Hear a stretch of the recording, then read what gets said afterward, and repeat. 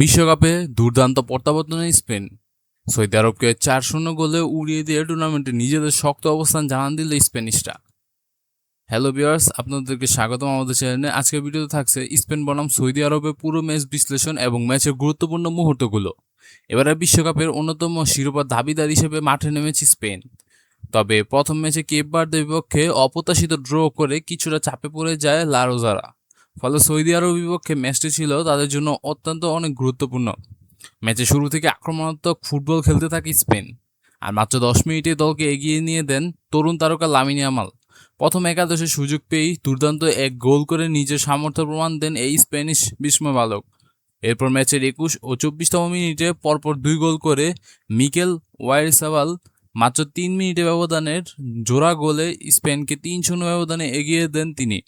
তার নিখুঁত ফিনিশিংয়ে পুরো ম্যাচ দারুণ আত্মবিশ্বাসী দেখিয়েছে স্পেনকে। প্রথমার্ধে আরও কয়েকটি সুযোগ তৈরি করলেও আর গোল পায়নি স্প্যানিশরা। ৩-০ ব্যবধানে এগিয়ে থেকে বিরতি যায় দলটি। দ্বিতীয়ার্ধে শুরু হওয়ার পর থামেনি স্পেনের আক্রমণ।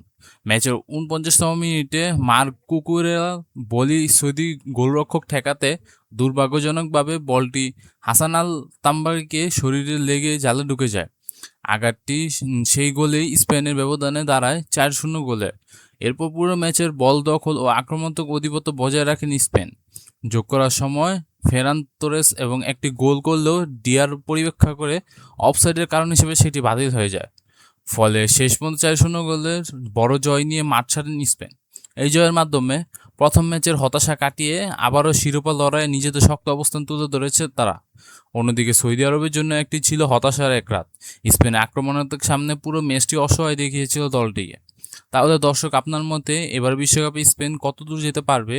তারা কি শিরোপা জিততে পারবে? আপনার মতামত কি? কমেন্টে জানাতে ভুলবেন না।